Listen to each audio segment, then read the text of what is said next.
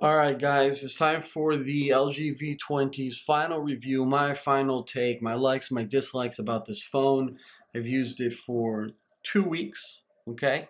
And I feel like I've formulated a good take, a good opinion on what I think this phone is good at and what I think it needs to be improved on. And hopefully this likes and dislikes video helps you. I try to make sure that all my final reviews are real and not full of the nitty gritty things that you can read on the back of a box, not the things that you can probably find on other reviews. I want them to be real from an average consumer to another average consumer. So with that being said, guys, this is Nando. Thanks for watching this video, and let's get started with this review. Now, the LG V20 is a 5.7-inch phone. It incorporates the second screen on the top, as you guys can see right there. That second screen is what sets this phone apart, or one of the main things that sets this phone apart from other flagships. Okay, the second screen can always be on, and it can be used for things such as notifications, quick shortcuts, apps, etc. Now, me personally, I keep it off when I'm actually using the phone, and I keep it on when the phone is off. Reason being, I find it a little bit distracting and a little bit of an annoying feature because of how I tend to hold my phone horizontally when watching YouTube videos or consuming content. Because if I'm putting my hands like this, I tend to press that second screen. That's myself. I don't know if others have the same issues, but for me, I find it a little annoying because you tend to accidentally launch another app, click a feature such as, turning on or off your Wi-Fi or your flashlight, things like that. But when the phone is off, like it is now, the main screen, I should say, the second screen is actually useful because it gives you a quick glance at main things that you wouldn't normally have if your screen was fully off. Now, S7 Edge has implemented things like this with their always on display. HTC's done things like that. But this one isn't as obtrusive. It's smaller, so it does minimize how much information you do see. So I like and dislike that about the second screen on the V20. Now, the V20 is also touting two cameras, a wide angle lens and a main shooter. I think it's 16 megapixel and then an 8 megapixel for the wide angle. I think 8 for the front. And the cameras on this phone are definitely alike, definitely a plus, both for stills and video recording. And I want to emphasize a little bit more on the video recording because the video recording on this phone is absolutely fantastic. The manual mode, or the ability to choose and dictate your ISO and this and that, as well as your microphone, whether you're capturing more of the audio of what you're recording or more of the audio of yourself and what you're saying, that's great. That's awesome for people who want to vlog. That's awesome for people who want to use your phones as a YouTube camera. You don't really need much more besides what this camera provides, at least to start off. And I've done some videos with it. It's fantastic. So the cameras on the V20 are very good.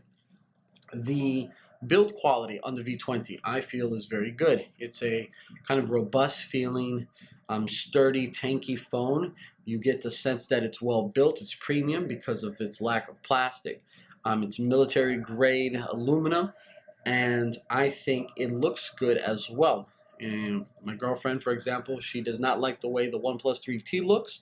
That's just her opinion, and she finds that the V20 looks much better. I tend to agree with that. It just looks like a classy or kind of stealthy phone, and it kind of grabs your attention for some reason. I don't know if it's just the camera modules on the back, but I personally like the V20's build quality. Now, speaking of build quality, this has a bottom-facing speaker, only one, and that's a little disappointing given the fact that they kind of could have put a second speaker or maybe gone with two frontal speakers or done something like the iPhone does with the 7 Plus. Put one front speaker and then one at the bottom, because they do have enough space to put a second speaker on the front. And speaking of the speaker itself can get tinny at high volumes. It's not the worst speaker. It's not the greatest speaker. It's an okay speaker. It's fine. It's not going to blow heads. Now, when using or speaking about the actual, hooking up to some headphones with actual wired headphones, that's what the V20 also, prides itself in. It is a phone that provides high deck audio. And me being someone that is not an audiophile, I don't really plug in headphones. I've only done it once or twice since having the V20. That's something that for myself, I'm not really going to enjoy. But it's there for those who do look for that in a phone or do care about their audio experience. It's possibly the best phone in the market right now in regards to reproducing the audio that we listen to on our wired headphones. So keep that in mind if you are an audiophile and if you are someone who is looking for a phone with good audio quality.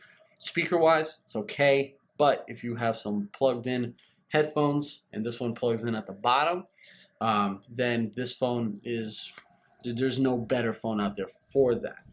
Now, this phone as well has a non-removable battery. It also has expandable storage. So those are two things that most consumers right now, especially in the Android market, do not have a lot of options for these days because most flagships, Samsung Galaxy S7 took away the removable battery, kept the expandable storage. Google hasn't had removable battery or expandable storage for the last few Nexuses or now Google Pixel. We know that the iPhone doesn't do it. So removable battery and expandable storage is a premium, and this phone offers it. And this phone does need a removable battery because its battery itself is not very good. This battery does not last a long time. This battery probably gets you anywhere from 3 to at the most 4.5 hours of screen on time, and at most 20 hours in a day.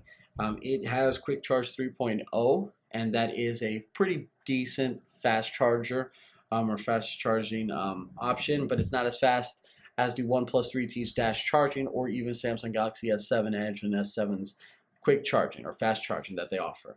So, in my opinion, do buy a second battery unless you carry a battery pack, and therefore you can just constantly plug it in. I've had to carry my battery pack with me to work because this phone does die too fast for my liking, and that to me is a huge drawback. So definitely a dislike for the bad battery life and a like for the fact that you can replace your battery.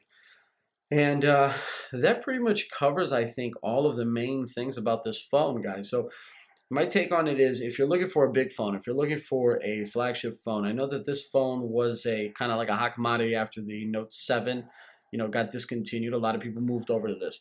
You're going to get a solid phone. I don't think you're going to get a phone that's going to blow any other phone away. Matter of fact, it's not my favorite phone of the year, but you're going to get a phone that does a few things very well, and there's some things that leaves room for improvement. If you're a guy or a girl that prefers a phone that lasts long, has a lot of stamina, then you're not going to want to go necessarily with the V20 unless you plan on buying removable batteries or carry battery pack. If you're a person that loves to take videos with your phone, then this is probably like your best option. If you're someone who loves to listen to music, this is probably your best option. If you're someone that wants a great still camera, this is not a good option. The Google Pixel, the iPhone 7 Plus, the Galaxy S7 Edge, those phones have much better still cameras than the V20. V20 can be a little hit or miss in that regard, especially when it comes to low light.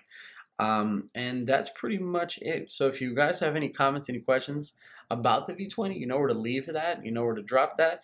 Please like, subscribe, and share this video. That's something that I really appreciate. And please stay tuned for comparisons between the V20 and the OnePlus 3T. That'll be a quick just review on what phones or what each phone brings to the table and why you should pick one or the other, because I know a lot of people have been asking me how I like this phone versus my OnePlus 3T and iPhone 7 Plus. So guys, it was Nando with the Afro, the disaster that this is, with another video, and I'll talk to you soon. Peace.